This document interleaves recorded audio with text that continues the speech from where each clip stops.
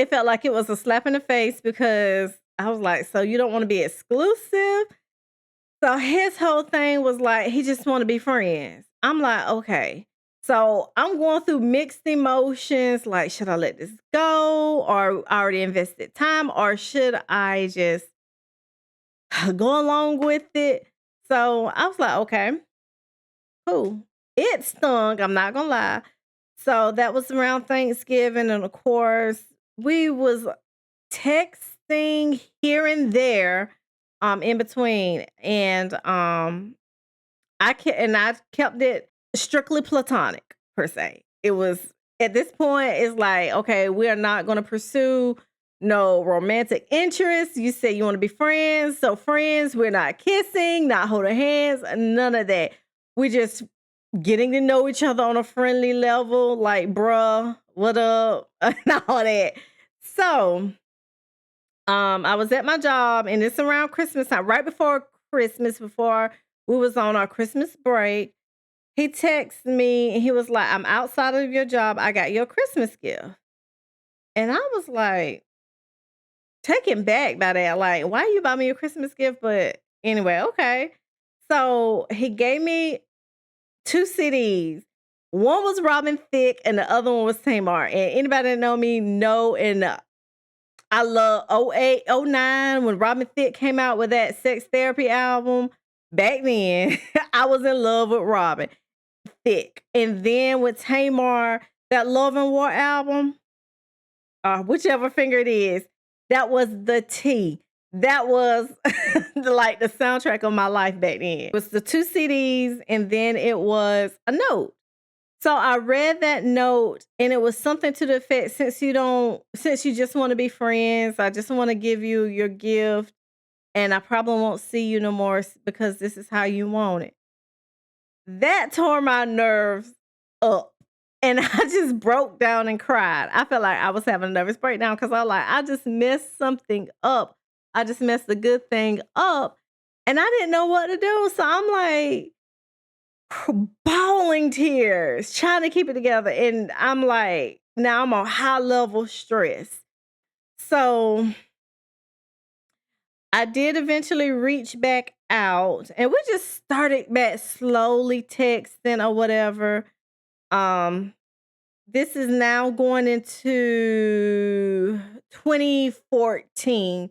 Yeah, because now we in 2014, and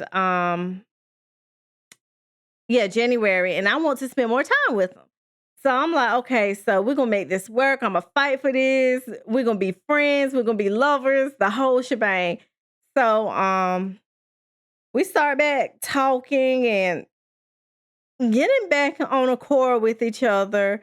And this is now springtime. Now we have gone on dates and all that since then. And springtime rolls around, and I want to plan a trip because we both are going to be off for spring break. So, like, I want to do something sweet and romantic, like go out of town on.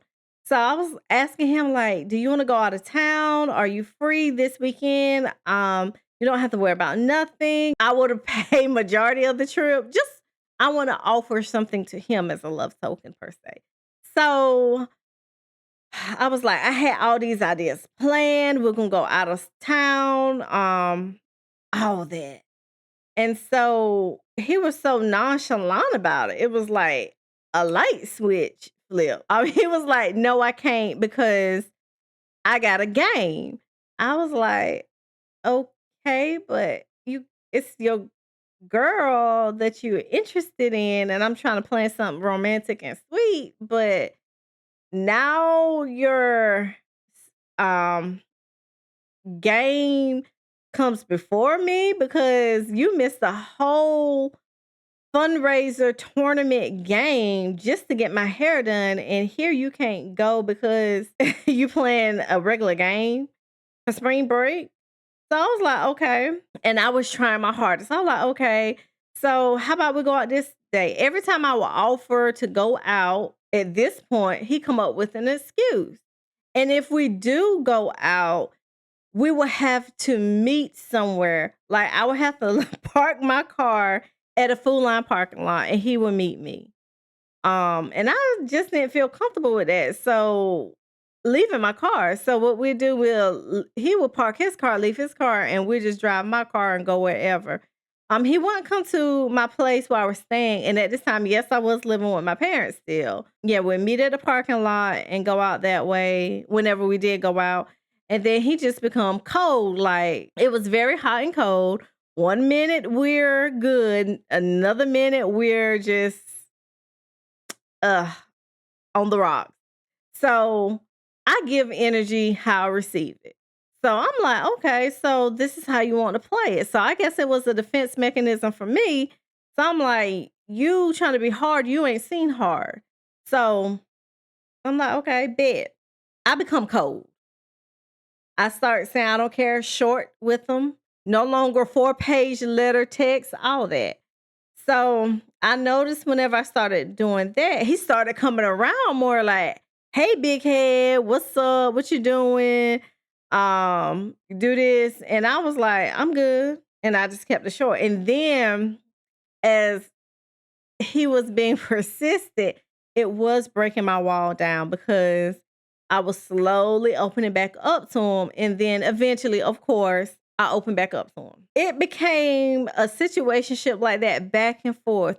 Whenever he was cold and I was trying to get with him to make it work, and then I just became drained, and then I shut him off and became cold. And then that's when he tried to come in my life, try to be persistent. It just felt like ongoing up and down, very unstable, very unstable.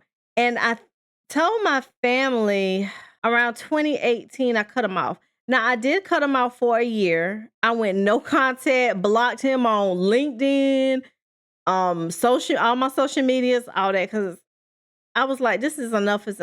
And then I moved away from my hometown in 2018, towards the end of 2018. And then I cut contact with him too. I have another funny story about that I may do another video with that. So if y'all want to know about that one, it is crazy. I would do a video about that. And then 2019, I kind of opened back up to him because I was lonely. I was single, lonely, and bored. And I'm like, well, since I'm used to him, might as well just, engage and entertain, because I was like, trying to find somebody else out here is horrible, because I was on Bumble. I would do a video about that. On Bumble, in that area where I moved to, wasn't taking nothing serious. It was all for games. Let me just chill with Bumble too. Fast forward to 2020, COVID hit.